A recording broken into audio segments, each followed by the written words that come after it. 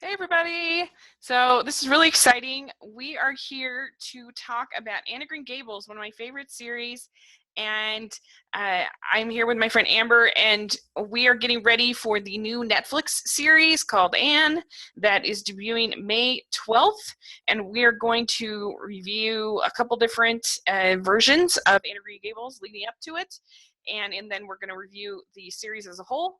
And so it's going to be a lot of fun. And Amber, you want to introduce yourself? Yeah, hi. I'm Amber. I am a big Anne of Green Gables fan. You might say I'm a fan of Green Gables. I have read the books countless times. I've loved them since I'm a kid. So just be forewarned that basically all of my critiques will have a spirit of, oh, I wish it was more like the books. But I'm not going to just do that, so don't worry. Yeah. No, I understand. I have a big attachment to the series also. I was really into sort of more realistic type of feeling of books when I was little. I didn't like the books that my sister and brother liked, which were more fantasy. Mm-hmm. Liked, things like Lord of the Rings and stuff like that, which I never could get into that kind of fantasy. I liked things such as Anne of Green Gables, Little Women, and Long Goes Wilder, Little House on the Prairie type books. Mm-hmm. And so Anne of Green Gables was definitely a favorite of mine, and I particularly liked different portions of the books and related to different ones. I mean, because there's a lot of books out there, and I still like all of them. And one thing that is sort of interesting, I think, about a series is that I think when something in literature becomes part of a series, it's easier to kind of sort of devalue it a little bit as opposed to just sort of the one. It becomes sort of more commercial, I feel. Yeah. But really, when you go back and especially read the first book, it's solid. It's really well written by Ellen Montgomery. Yeah, and I feel like all of her books really do, all of the Anne books really do maintain the same level of quality. Mm-hmm. I don't think she strays too much from that. And I think that's part of because the characters, I think, were so real to her. Mm-hmm. They were, inspired by people from her real life and from kind of experiences that she had. And I think that she was really informed on the choices that her characters would make, which made her writing so solid on the Anne books. Yeah, definitely. In that first book, especially, the one thing I wanted to, in this first movie and then also in the first book, like, there's a real darkness to this story that I think maybe as a kid, it's just like, oh, she's so precocious. She's so, cute or whatever. But as an adult, I kind of see it in a different light. Things like Anne's imagination have a little bit more of a darker kind of tone to them now as an adult, because she's created this window friend, and yeah. I mean, she's really basically a slave when it starts to the Hammonds. She's treated horribly and forced to work for them, and just this awful situation. And I mean, and she begs not to get sent back to the orphanage. You can only imagine if this was one of the good ones, it must have been really bad. Yeah, that's definitely something that I'm interested to see in the new series that we're going to be watching eventually. Yeah. Because they have said, it's going to explore more of the darker tones. And as far as they, exploring what actual conditions were like back in the day, that's something that I could get behind. If they just go crazy and they make Anne a murderer, I don't know how I'm going to feel about that. But, so that's definitely something that is very interesting about the books as you grow older. Even, for instance, I'm not sure if this is a line from the books or the movie. They're so squished into my head right now. But when Marilla's first asking about herself, and she asks Anne if the women, were kind to her, and she says, oh, they were as kind, they tried to be kind to me, or something like that, yeah. Where she's like, they obviously weren't, but she still was able to see some good in all those people, which I think is a main factor about Anne. That yes. She always tries to see the beauty in everything, despite the fact that her life was terrible. Yeah, I mean, she developed these things, this imagination as sort of a survival strategy, really, when you think about it. That she had to get to another world because her world was so bad, but it allowed her to kind of see things in a very hopeful way because she could escape. She had that escape. Yeah, and tomorrow was another day without any mistakes in it yet. Yeah. Oh, good one. Yeah, and I think that they do a really good job in this series. So you get introduced to Anne, and she's in this horrible situation with the Hammonds. I mean, they definitely don't sugarcoat that in this, I don't think, at all. And she gets dumped at the orphanage by Mrs. Hammond, and she's just like, I got a train to catch, lady. Yeah, the Miss Hammond character it's kind of interesting because you have to think, Mrs. Hammond's life also really sucks. She has, a drunk, abusive husband. She's had twins 3 times in succession. Yeah. And not excusing any of her behavior, but like, I guess everybody's life was terrible back in the day. Yeah, it's true. And so I don't know. It's interesting how we all have that sort of coping mechanisms. And so anyway, she ends up getting the chance to go to Green Gables, and this is just like the greatest thing ever. And you can only imagine like how they do such a good job, I think, of building up Anne, and you feel like, oh, this is her chance. This is so great. And then when you find out that they really wanted a boy, it's just so devastating.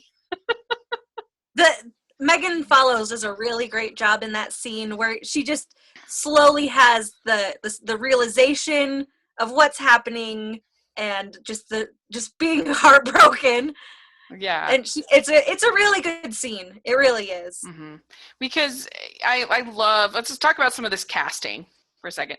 So Colleen Dewhurst as Marilla Cuthbert, and then Richard Farnsworth as Matthew. I think that was just brilliant, both of those castings. What do you think of them? Yeah. Richard Farnsworth has replaced my original head Matthew as Matthew. So when I read the books, he is my Matthew. Yeah. He's so perfect. He's so sweet. He cares so much about Anne. He's so shy and caring, and that's something that it's just the worst when, spoiler alert, if you haven't seen it, when we're going to be doing lots of spoilers in this podcast. So.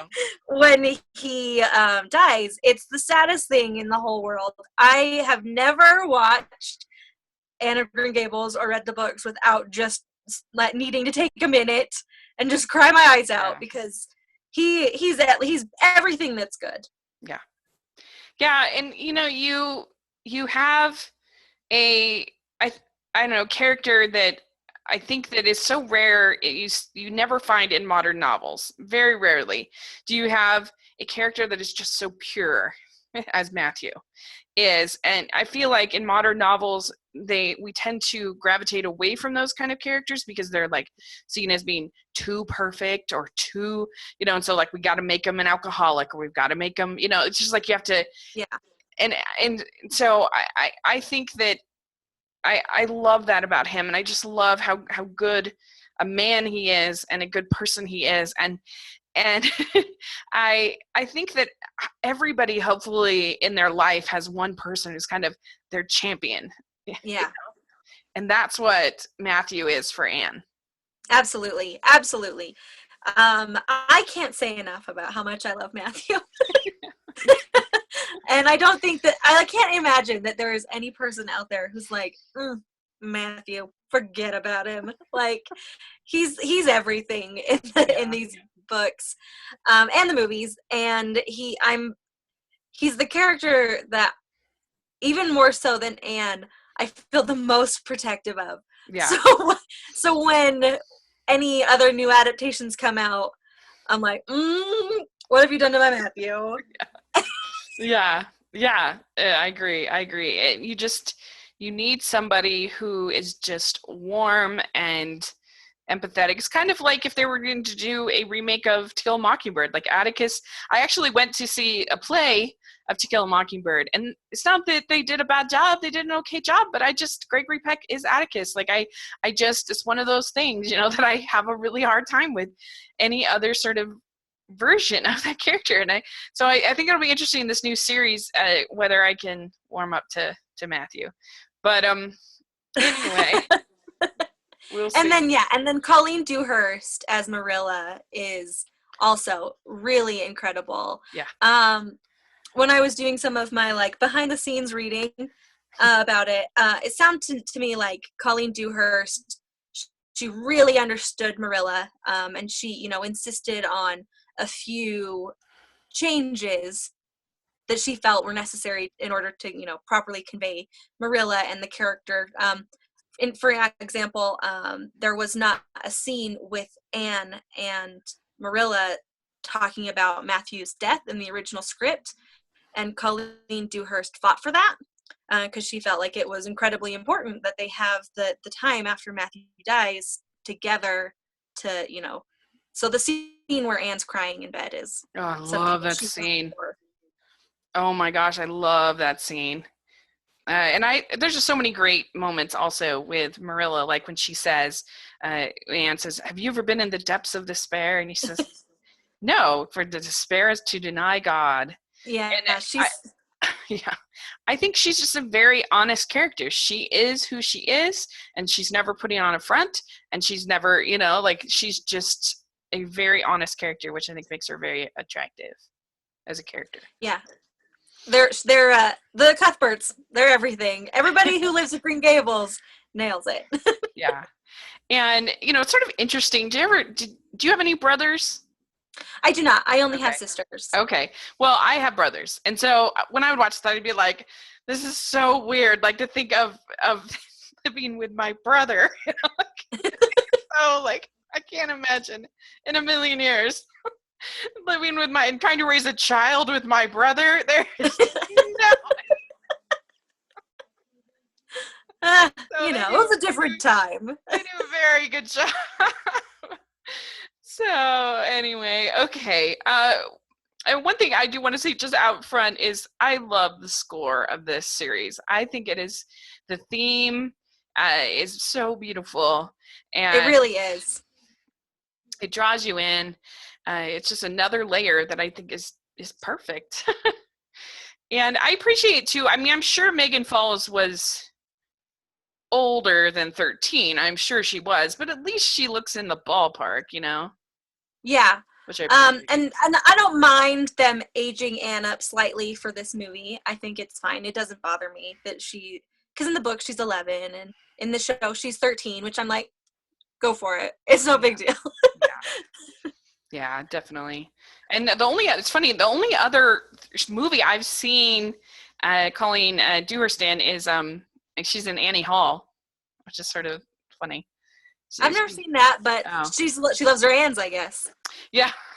She plays Annie's mother in that. She's like this cranky Jewish mother anyway, so she's pretty good. So, all right. Well, let me get back to my notes here.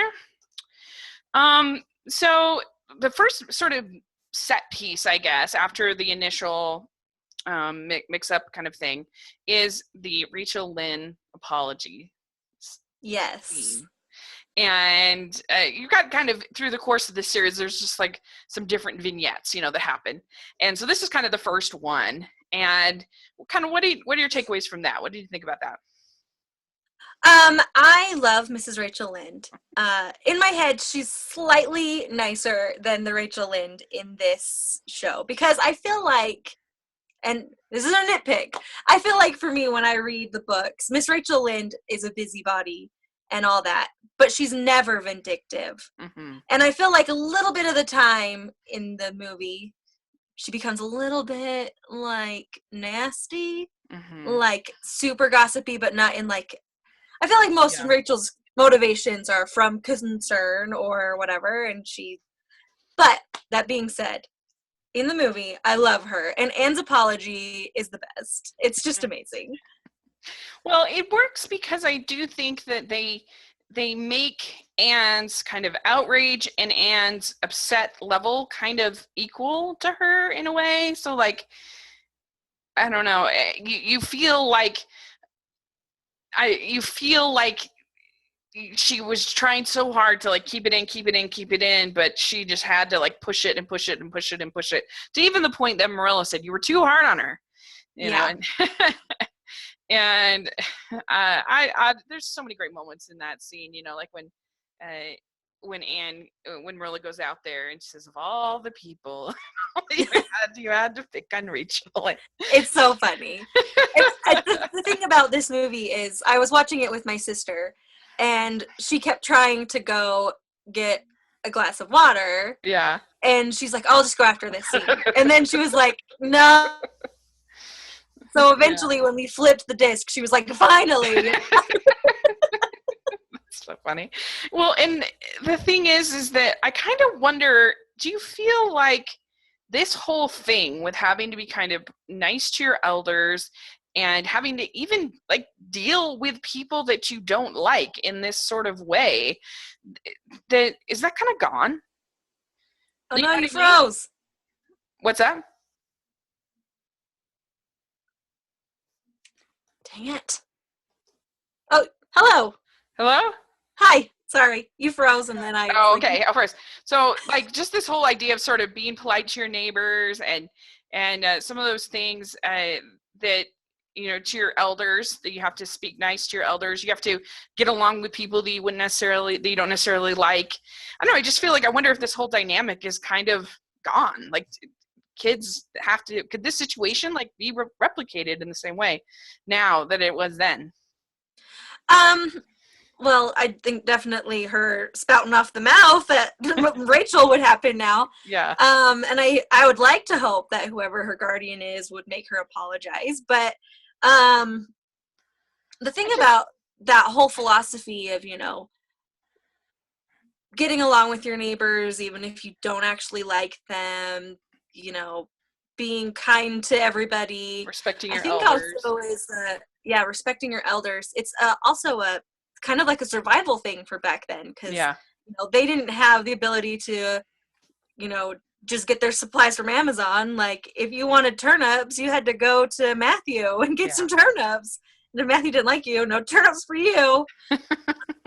Yeah, I mean, you were really relying on people, and I don't know, now it just seems like there's so many other options for you to bond with people that you aren't forced to be with people that you don't like. And so just things like people will freak out about the stupidest things, you know, and it's like, I don't know, like if I don't like Batman v Superman and they do, or something, you know what I mean? Something like that, you know, and they'll, oh, I can't be friends with you. And you're just like, oh my gosh. Okay.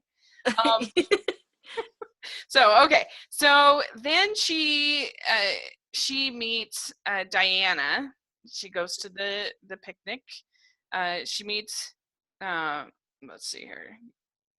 Oh wait, no, sorry, skipped ahead.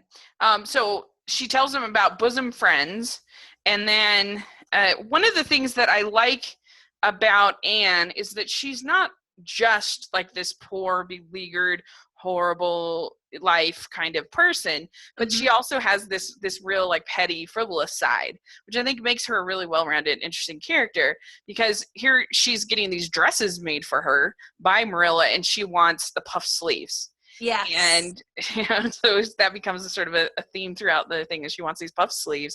Marilla doesn't want. So then this is the next vignette is Marilla and the brooch. So this is a really good scene. I really like it. That Marilla can't find her brooch. Anne says, I put the brooch back. Marilla says it's not there. And so she sends Anne away. And so Anne comes up with this whole apology. And this dramatic how she dropped it in the lake and everything. And it slipped through my fingers. Yeah. And but I really like this scene though, because it's a moment where I think you really grow to bond with Marilla in this scene, because she has to ask forgiveness, and she has to, and she does also tell, that they have this bonding moment, where, Yes. so I think that's really important. I will say, though, one thing that I find that I don't love about most adaptations of Anne of Green Gables, and this one's guilty of it, is that they draw out Matthew and Marilla making the decision to keep Anne very long. And I just don't feel like that is necessarily true to Matthew and Marilla, because they wouldn't have left Anne dangling for weeks just on tender hooks. And that makes I sense. don't know that part. They just needed to wait until she had green hair. I mean, come on. Oh, green hair. It's a perfect moment. We're getting ahead of ourselves. Okay, so then she meets, after the Brooch incident is when she meets Diana, and then Gilbert calls her carrots. But first, Gilbert winks. The cheek of that young man. So what do you think of Gilbert in this? He's universally beloved, right? I mean, come on. Jonathan Crombie. He's amazing. Sometimes I think that he is dead, and then I just get sad. So it's one of those things where I just like Patrick Swayze, Jonathan Crombie. I'm like, please, oh no, because they were, my first true loves. But he's amazing in this. He does a lot of really. I mean, frankly, Gilbert doesn't have a lot of dialogue in the show, but he gives such amazing looks. It's everything's so good. I mean, you really do feel for the kid. I mean, Anne is kind of a brat here, like let it go. She dug in with both heels and was never letting go of that, and it's so funny. Later it's like, you have no idea how bad I feel, how much I regret calling you carrots. You have no idea how sorry I am. Sorry, yeah. And I'm like, oh yes, it's set in Canada. And how beautiful Prince Edward Island looks. Movie. Yeah, so this was actually filmed in Ontario. Okay. At least lots of it. Okay. Well, there's a version of Prince Edward Island. Right? But Canada. Way to go, Canada. Beautiful. What do you think of Diana in this? Do you like the actress? Do you like the portrayal? I do like her. She's not my version of Diana. Frankly, Diana is me. But I do like her. I don't love the part, nitpicking, where Diana's like, well, maybe I should be in love with Gilbert Blythe. Yes, at the end. There. Because I'm like, that's not true. No, take that back. Because first of all, Diana Barry, because she's known the whole time that that Anne and Gilbert, spoiler alert, are MFEO. But so I don't know. It's just so funny. I agree with you on that scene. That it just feels like, right. There's no way that she would think that Gilbert would be interested in her. Like, and she, as a best friend, as a bosom friend, she knows that Anne loves Gilbert. Right. And just knowing that your friend loves someone else, you're like, brain doesn't even think like that. One weird thing that you have, and I can't remember if this is in the book, but is there like the kind of pervy teacher in the book? Well, okay. Let's talk about what ages were really like back in 1860. Yeah. Okay? So like 1870, whatever it was. Right. To be perfectly honest, like, the teacher would have been maybe 20 and Prissy Andrews would have been like 17. It wouldn't have been that creepy. Yeah, I mean, because it is true, because Anne becomes the teacher at the end of the movie, and she's only 16, so. Yeah. So it's just, I mean, they cast some 40-year-old creepy murderer man. They play him kind of pervy, let's be real here. For sure. But, so, when I take that into perspective, I don't feel like he's that creepy, but in the movie, I'm like, that guy needs to be fired. Yeah, exactly. It's just sort of awkward, and I don't understand why I guess they made that choice. I can't. Is that in the book? Do you remember? Or It is. okay, I guess they were being very true. He ends up going to the Carmody School, if you care. Oh, okay. Yeah, it's kind of funny that he's like being, all interested in this in Chrissy, but the thing they get mad at him about is the students getting into their land, bothering them. So priorities here, people. Okay, so the next little vignette is Diana getting drunk. Oh wait, no, dyeing your hair is next. Sorry. Yeah. So first we have to do carrots. So Gilbert calls her carrots and breaks the slate over his head, which is amazing and the best thing in the whole world. And I'm so nervous about the new series, how I will feel about the slate. Really? Why do you think you don't think they'll do that well? In the clip that I saw when they were doing the trailer, she doesn't break the slate clean over his head. She pistol whips him with the slate across the face in a slap. Oh. Yeah, that's not quite as good. I mean, it's especially if they're doing the dark and gritty one. It should be like there should be like blood or something. Gilbert's unconscious. He has brain damage for the rest of the show. That's right. So you see this, and then the next scene is Marilla knocking on the door, upset, angry, and you think that's going to be sort of the next scene. But Anne's like, no, don't come in, don't come in. Finally, she comes in, and Anne's covering her face, and she pulls it back, and it turns out her hair is green, and it is the funniest thing in the entire universe. Yeah. Did you ever dye your hair and really regret it when you were younger? No. My mom would not have allowed us. No way. I did have a perm that I regretted. That's the closest I got. I had a perm, and I was like, you know what? It would look so great if I was blonde. So I tried to dye my hair blonde, and my hair turned bright orange. And I was like, at least it's not green. But it was so bad. I can't even imagine. You listen to Anne? It was such a mistake. That's hilarious. Oh my gosh. No, my mom would have been very upset with us if we had dyed our hair. That was just a thing. Like, we weren't, like, I don't know. We didn't get our ears pierced till we were 12.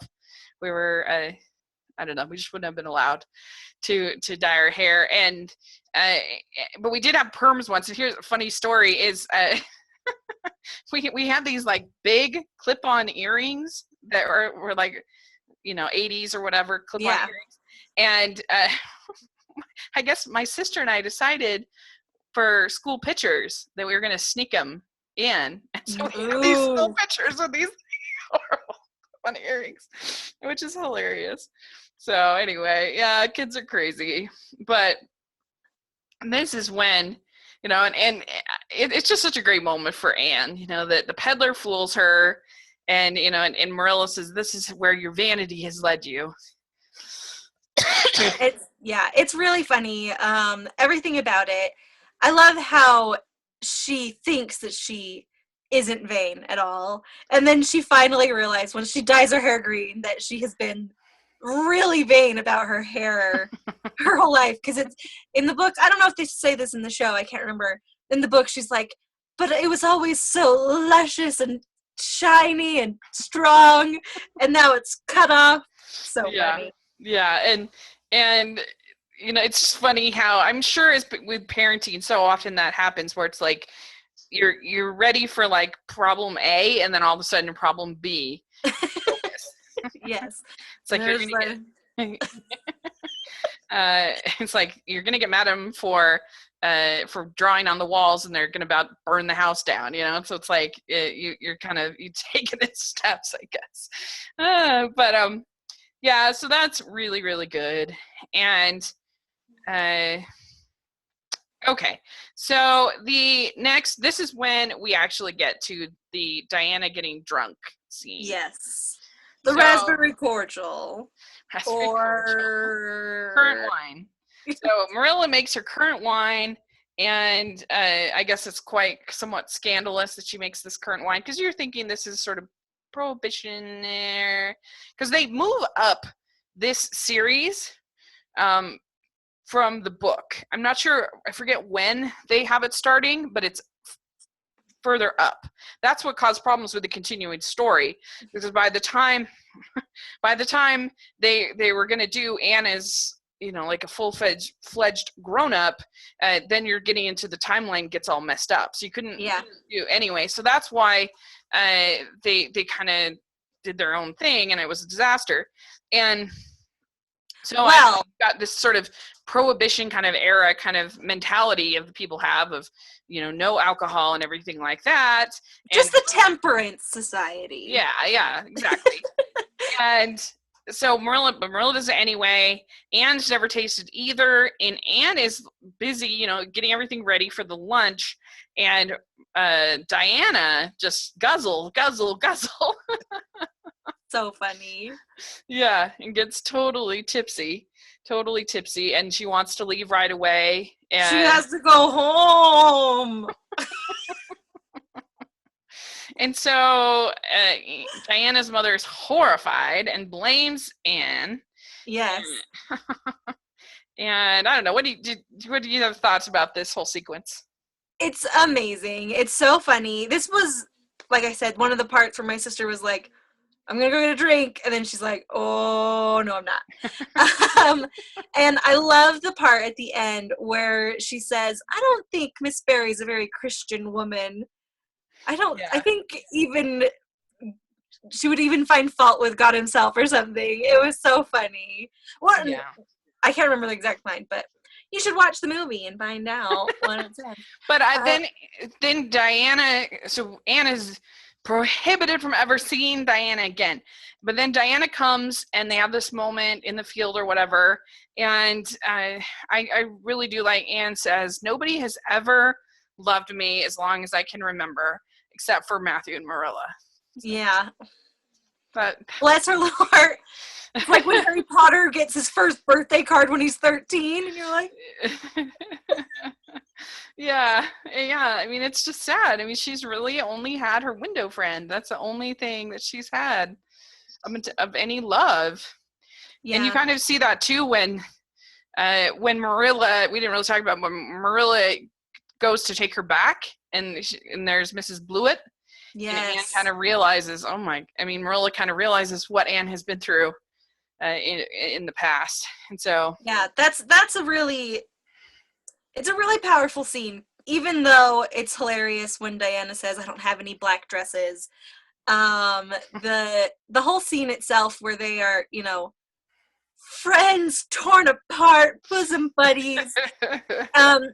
Normally, like, for kids, when they're like, I'll never see my friend again, it's just sort of like, oh, kids, they're being so dramatic. And granted, Anne's dramatic, but for her, that's the only person who objectively just loves Anne for being Anne.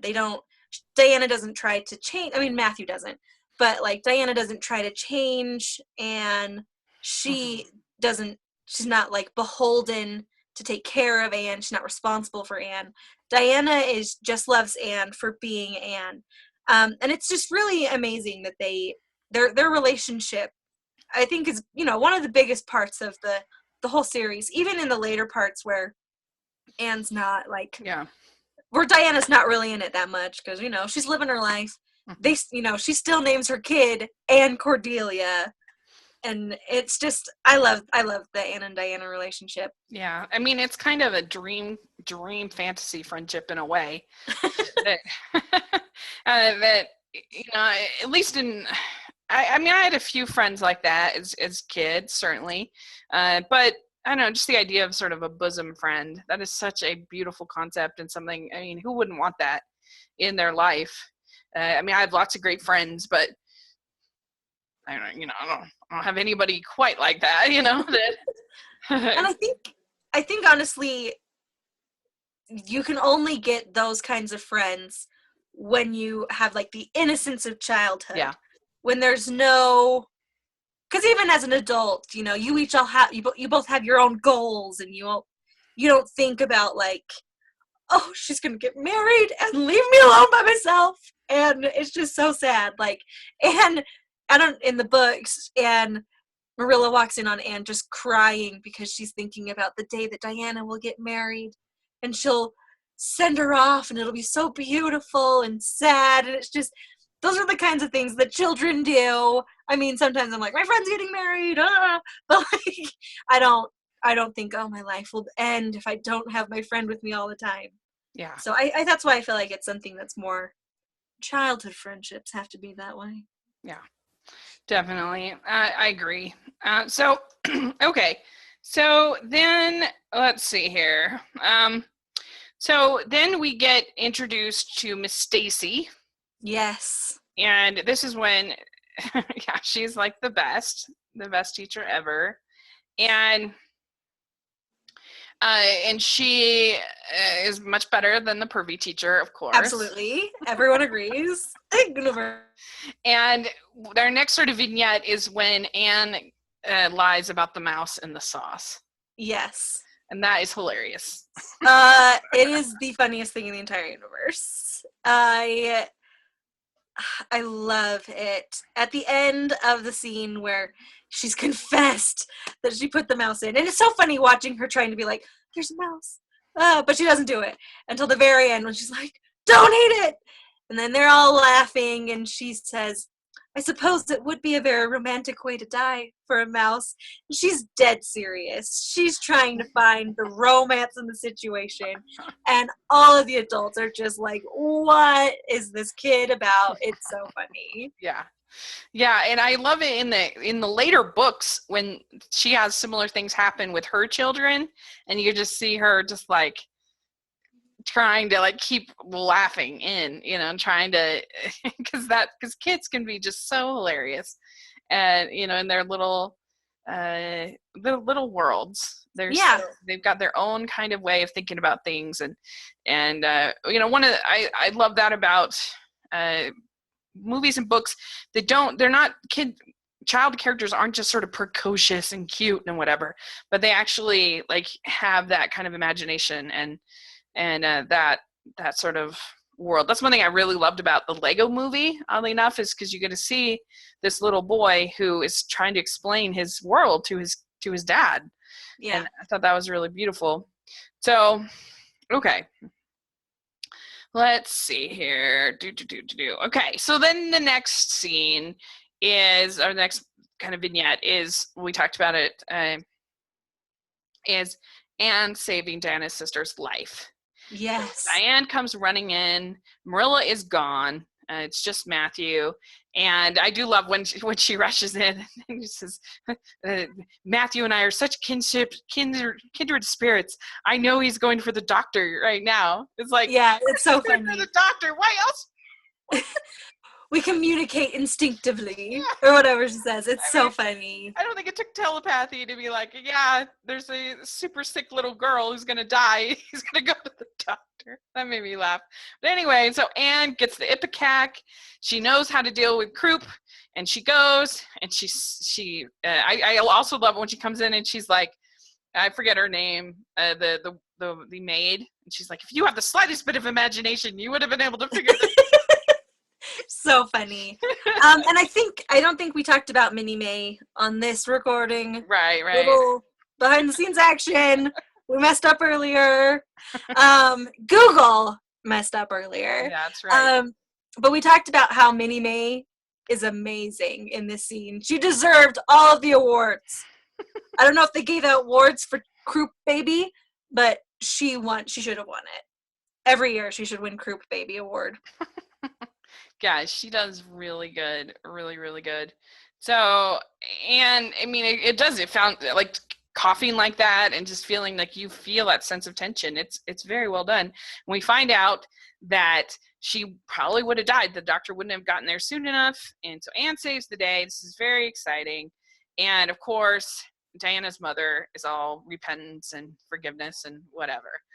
And so this sort of leads us to the next sequence, is when now she's being invited to this ball, this Christmas ball. But first, before we get to the ball, when Marilla gets word that Mrs. Barry wants to invite Anne to this ball and all this stuff. Well, that's what I was going to talk about. Oh, yeah. And Marilla's like, I am not going to ease Miss Barry's mind about this. Like, it's so sassy. I love it. Yeah, so good. And it's a great moment for Marilla and for Matthew, because this is the first time that Matthew's actually said, like, it's not interfering to have an opinion. It's so funny. Oh, Matthew. So, yeah, so that's really great. And because Marilla feels like it's too much, she's too young, kind of a thing, to go to this ball. But Matthew kind of puts his foot down, says, we should be giving that little girl all the love that we can give her. Like, yeah, that little girl deserves all the love we can give her. We've got no call to raise her as cheerless as we were. And you're like, oh, Matthew! Yeah, which is just really interesting. Adds a little layer, I think, to their characters, you know? They're pretty fleshed out they're not pretty fleshed out in the books. They're like sort of fleshed out in the books, but that's the first real insight that you get, that they had like a hard life. Yeah. Because as far as you know, they just lived in this beautiful white house with green roof and next to a brook. So Matthew decides, so Colleen relents, the actress Colleen, Marilla relents, and Matthew goes and decides to buy a dress for Anne, and this scene is so funny. I love it, because he's embarrassed about the fact that he is buying a dress. It's so funny. So he gets a rake, and he's just the way he's just so shy, and he's so like brown sugar. He gets 20 pounds. Brown sugar. 20 pounds of brown sugar. Like, it's so funny. Do you think that's enough? I'm quite sure. Quite sure it will be. It's so funny. I love that scene. I love that scene in the book. It's one of my favorites of all time, when Matthew tries to buy a dress. I also love that up until that point in the movie, all of Anne's clothes are just garbage. Mm-hmm. And then from that point on, all of her clothing is fashionable from then on. Because in the books, I don't know if they talk about it in the movie, but in the books, Marilla's like, I'm not going to have Matthew go behind my back to give them things. I'll just do it. It's so funny. Yeah, I forgot about that. That's true. And I don't know, when he gives her the dress and the puffiest sleeves in all the world. I don't know. Did you have anything like that you wanted so bad when you were little, like that you just... Okay. It's not like clothes, but there was this mermaid doll that was like this big. Uh-huh. You can't tell from... This is 2 inches, but it was giant. It was like 2 feet. A foot? It doesn't matter. It had beautiful curly blonde hair, like I wanted with my perm and blonde hair. And it had a pink crown. When you pushed its belly, it would sing a song. And it was to go, la, la, la, la, la, la. And it was the best thing. You could put it in water. Yeah. I wanted that thing more than life itself. And I finally got it on Christmas. And I was like, I'm pretty sure I cried. I was like 4 and I just cried. I was like, it's so beautiful. Yeah. That's so cool. That's funny. I think for me, it would have been like an American Girl's doll. That was one I wanted so bad. And when I got it, I was jumping up and down.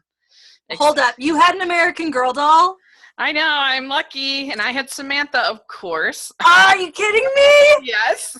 I didn't even let myself dream of having an American Girl doll. I was like, I'll settle for the beautiful mermaid. She's only $24. Yeah, and now they're all lame. Like they're not as cool as they were. Like they don't have all the I don't know, the whole history of it all before was really cool. I thought. Now they're just like Leah, the fun cute girl at school, and I don't like that. Like, where's the girl from the 1920s? Yeah, exactly. You could at least make a 1980s American Girl doll. Exactly. She'd be cool. Lameness. Oh well. But anyway, let's see. Okay, what was next?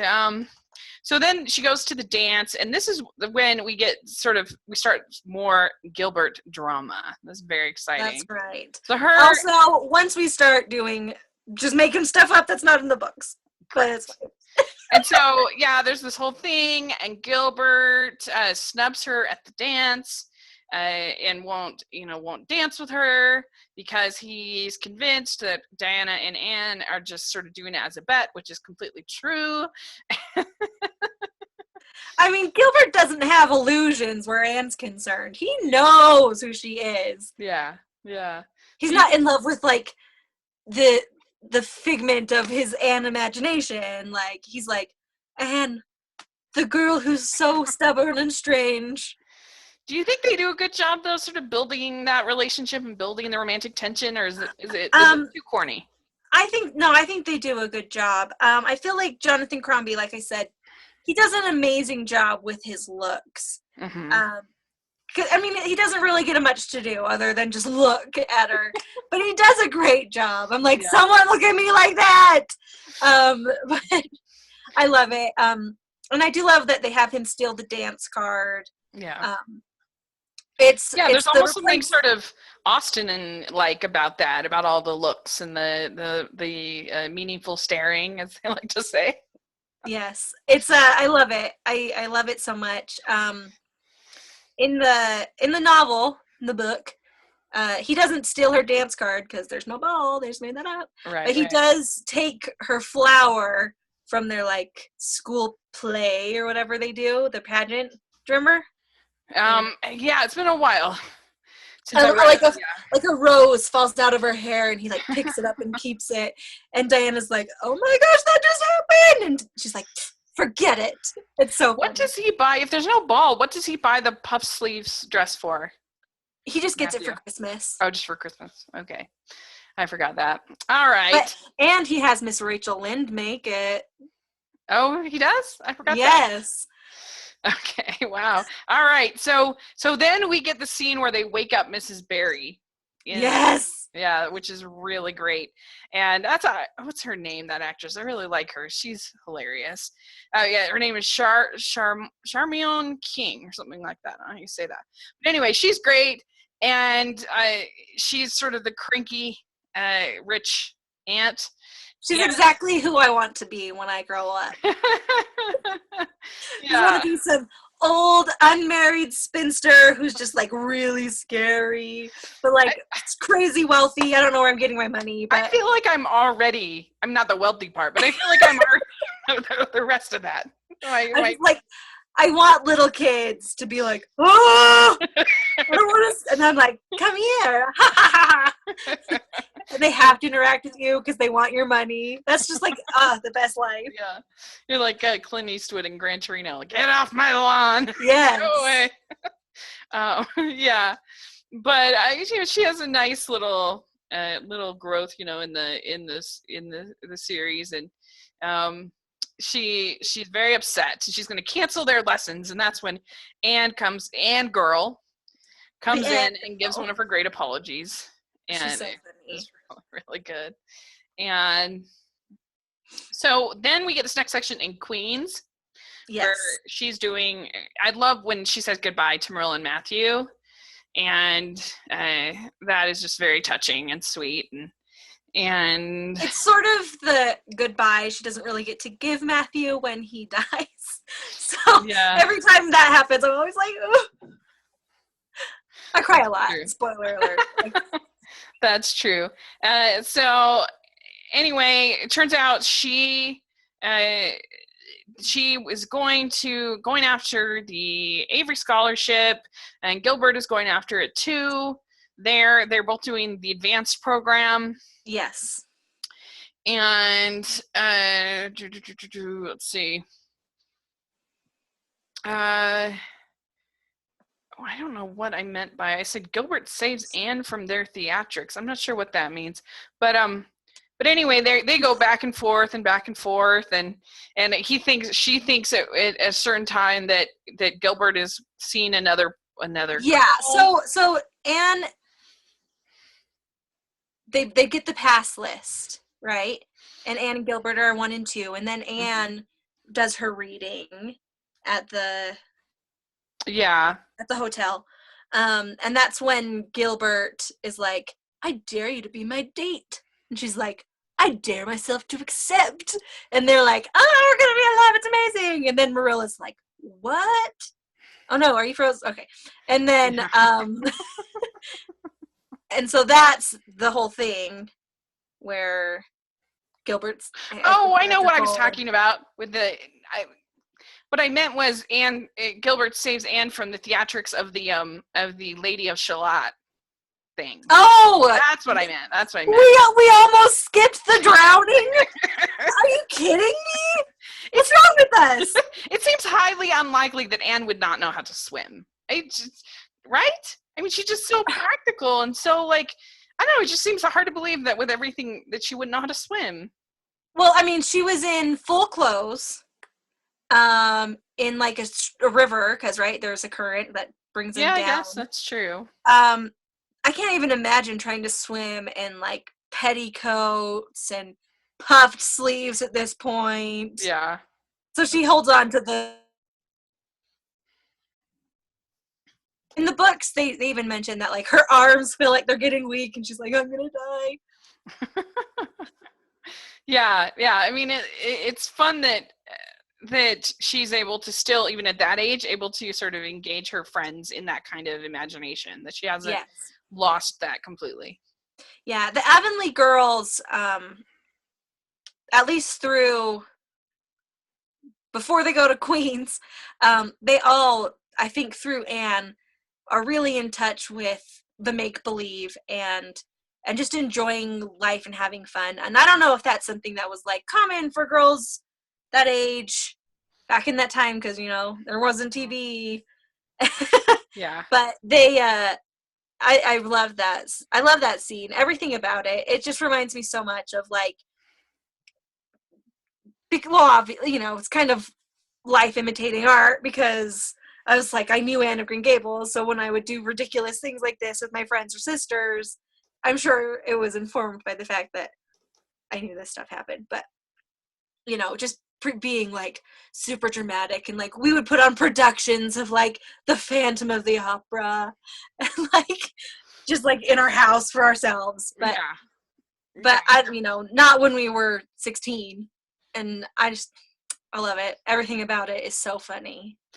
Yeah. Ruby Gillis. It is true that I think we don't tend to do stuff like that as older people now, because you have movies, you have other things to sort of like that. It probably fills that void in a way. Yeah, definitely. But yeah, we need to talk about how hilarious Ruby Gillis is in that scene when she's like, "She's drowned, we're murderers." She's so funny. Yeah. Oh my gosh, we forgot to talk about walking the ridgepole. The ridgepole. We're the worst. It's so funny. Josie Pye also does a great job of being. She does a great job of doing the nuance of being someone who's seemingly overconfident but like crazy insecure. Yeah, definitely. I think she does a great job. Definitely. She's quite the pie. Yeah. It feels almost like Regina George or something like that in Anne's world. But like if Regina George had no power. Because everybody's like, "Oh, forget it, Josie." Yeah, I do love when so we get right after he saves her, we get the theatrics of Rachel Lynde seeing Anne get out of Gilbert's carriage, Yeah. carriage, whatever. After they have made a date. Yeah, this is scandalous. And it's so funny because you think like people that had like gone off to school and stuff like that wouldn't be like a big deal. Well, let me spill some gossip for you. So from the angle that they shot it, which was really clever, Rachel, their like hands are obscured until he gets down. So in Rachel's mind, it looked like they were holding hands while they were seated. Oh, not just when he was helping her down, because that would have been fine. So Rachel was like, "Oh snap! This is so inappropriate!" Like, I mean, there are boundaries here. Let's be honest. You can't just get fresh in a wagon. So then there's all the drama at the poetry recitation. Yes. With her agreeing to be Gilbert's date and then being out on it. And then her doing the recitation and him cheering and the date part of it's like just made up, but it's fine. I still like it. Yeah. Like, give me more Anne and Gilbert every day. I'm about it. But the recitation is so funny. So I have to tell you, the millionaire's wife who does the recitation at the beginning, beforehand. Yeah. In my mind, is 100% my great-grandma. She was, like, this very fancy, like, lady who did readings all throughout Utah and was, like, super dramatic and kind of looks like that lady. So every time I do that, I'm like, what's up, Granny Golden? That's really cool. That's really cool.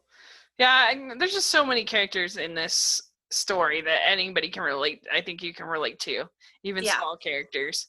And it's because they're all, like, real characters. Yeah.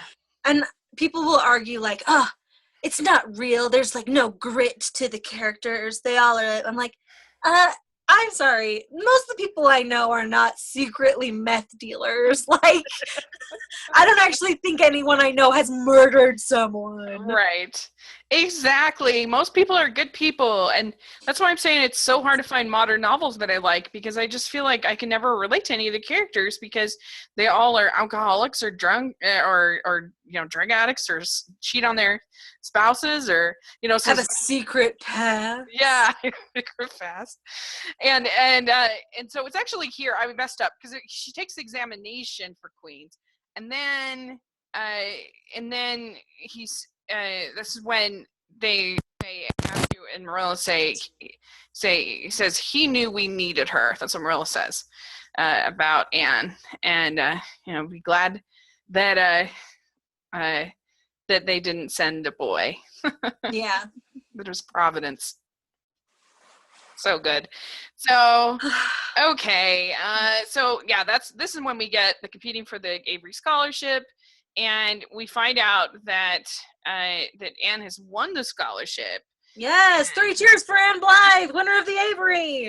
Yeah, and so this is very exciting, and that this is when she goes home, and this is when Matthew dies, and this is we just stopped the movie and we're done. That was a good show before that happened, right? She won the scholarship at the end. Oh man, I just cry. It's the hardest thing that happens in any book, I think, for me ever. Yeah. Because it's just not, I don't know, it makes you think, at least it makes me think of my grandpa, who I miss so much. And he died in 2001, and I have a hard time to this day talking about it. I miss him so much. Yeah, and the way that it's done in the movie, it's really, it also touches home for me. When my dad was 14, he and his dad were out hunting, and his dad had a heart attack and died when he was just 39. So, no, he was not 39. That would have made him have it when he was 15. I don't know how old he was. He wasn't old, my dad. And so when Matthew just, he's just walking along and suddenly he's down and gone, I'm always like, oh, is my dad in the room? I don't want him in the room for this. It's just like, it's so sad and so out of nowhere in the movie. It's out of nowhere in the books too. But. Yeah. I mean, at least my grandpa was a blessing because he had Alzheimer's and everything. It was, but but I still, still miss him so much because he was my Matthew in my life. He was the one who was sort of my champion and the one that loved me the most unconditionally, I think. Yeah. Ugh. And so it's beautiful. It's a beautiful scene, and he does get to tell her, like, I never wanted anybody else but you. So I never wanted a boy. Matthew is so good. Best. It's so sad. And Anne does cry a little bit when he, dies in her arms. But in the books, and they do show it in this, that she doesn't cry at all through the funeral, through any of the stuff, and she doesn't actually cry until that night in that scene. Yeah, and that scene is beautiful. It is so beautiful. And you've got Marilla saying it's not good to mourn, to grieve so. And Anne's not having any of it. She's like, I will grieve. Yeah. Oh, and you have Marilla saying he was always such a good brother. Oh, it's so sad and so beautiful. And so that's when you have this great scene where afterwards, where Anne gives up the scholarship so that she can teach and stay with Marilla, and Marilla tries to be like, no, and Anne's like, sorry, this is not a already did it. Yeah.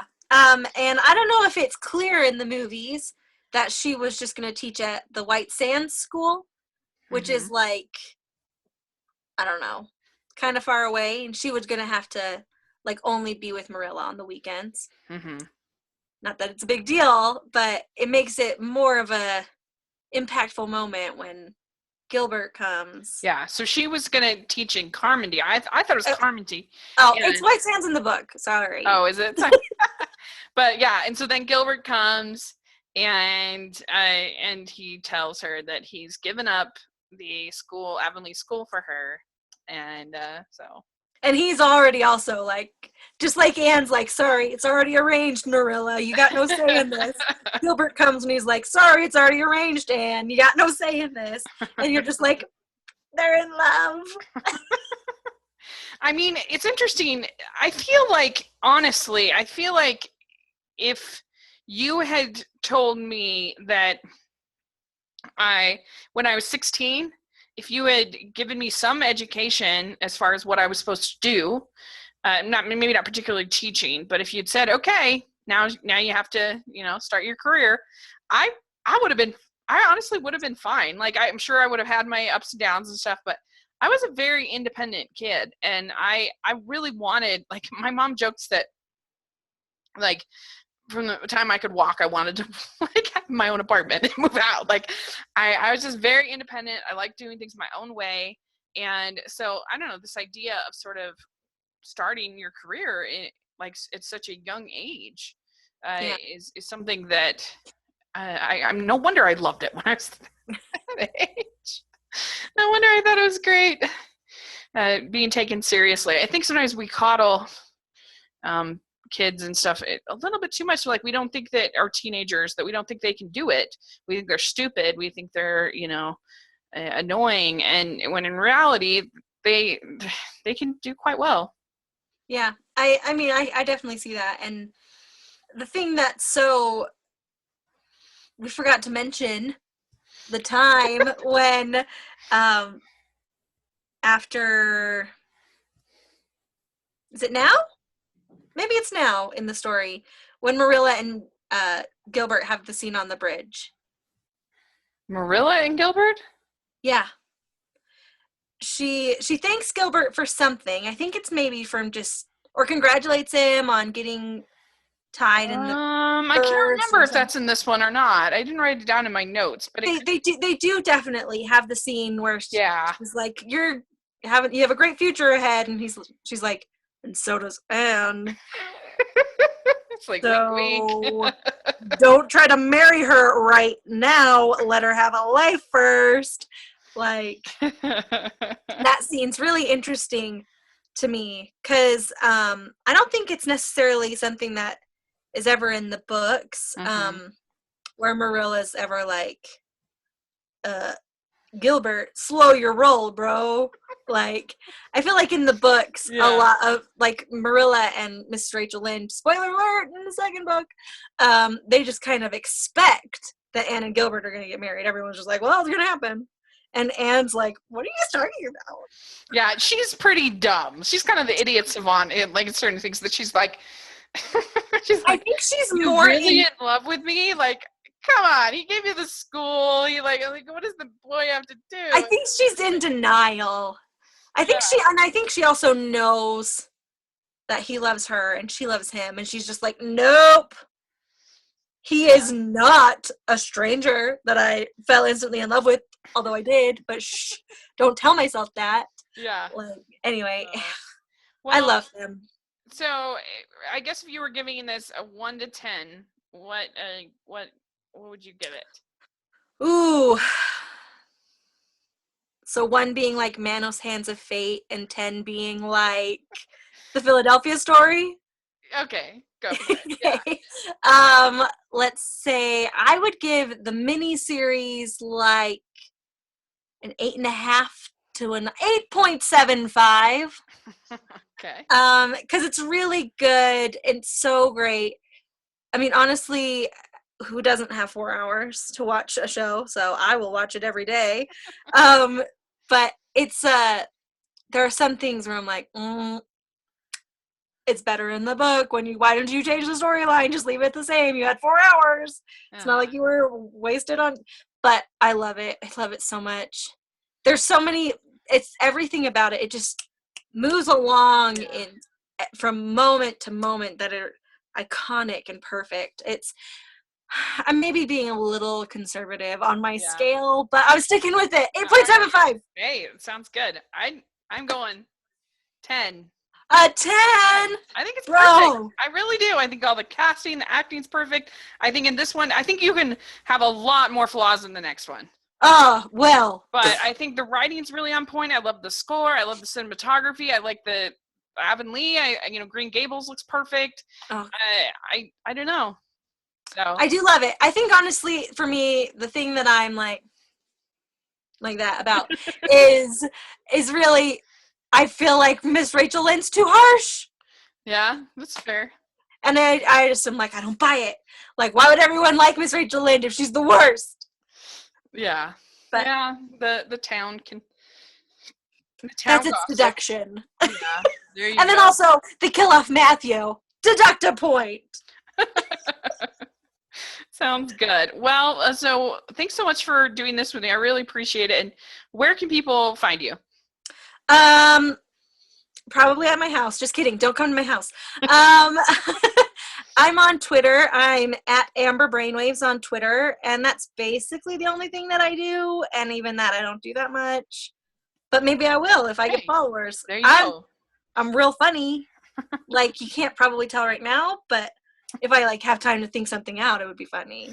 So next week next Sunday, I think we'll do the next one.